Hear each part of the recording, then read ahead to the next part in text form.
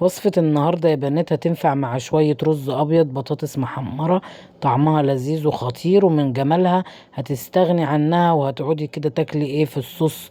بس رهيبة وتحفة وهتكفي 4 أفراد. معايا كده صدر فرخة، جبته كده غسلته وقطعته تقطيعات صغيرة بالشكل دوت. وهجيب كده طاسة على النار، وهنزل فيها بمعلقتين من السمنة البلدي، او اي مادة دهنية عندك انت بتحبها، ممكن زبدة، سمنة، زيت، اي مادة دهنية انت بتحبي تعملي بيها الاكل. وهنزل كده بصدر البانيه بتاعي او صدر الفرخة اللي انا مقطعاه. ياخد كده صدمة في النار، ومش هقلبه لغاية ما لونه كده يغير معايا. اول كده ما حسيت ان هو خد صدمة واللون كده هوت معايا غير، نزلت بمعلقة من الفلفل الاسمر ومعلقة من ملح. وفي الوقت ده مش هحط اي توابل تاني، هو انا هستكفى بالملح والفلفل الاسمر. ابتديت بقى كده اقلبها على الاتجاه التاني، وفضلت بقى اشوح فيها كده لغاية ما خدت لون ذهبي بسيط كده جدا. وكنت مجهزة معايا 3 وحدات من البطاطس ومقطعاهم مكعبات صغيرة. ابتديت برضو كده هديهم صدمة على على النار لغاية كده هوت ما ما خدوا معايا برضو لون ذهبي كده بسيط، وشوحتهم كويس. ركنتهم كده جنب قطع الفراخ. وهنزل بوحدتين من البصل متقطعين تقطيعات صغيرة، وهبتدي بقى اقلب كده في البصل لغاية ما احس ان البصل دبل معايا. هنزل في الوقت ده كده بمعلقة من التوم المفروم، وهقلبها برضو كده لغاية ما تدبل معايا.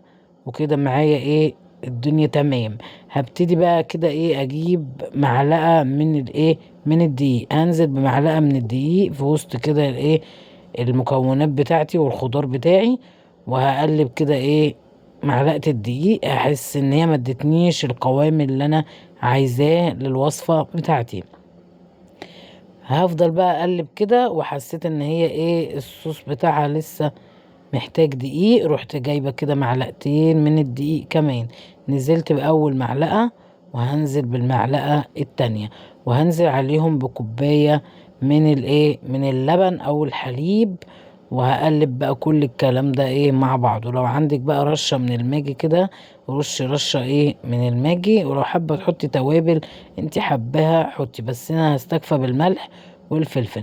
قلبتها كده هوت، ووطيت بقى عليها النار علشان خاطر تنزل بقى السوائل بتاعتها مع كوباية اللبن او كوباية الحليب اللي انا حطيتها. في الوقت ده ظبطت ملحها وسبتها بقى كده على نار هادية لغاية ما نزلت الصوص بتاعها اللي انتوا شايفينه دوت. كانت بقى بالقوام دوت. والبطاطس استوت والبانيه استوى، وعملت جنبهم شوية رز ابيض.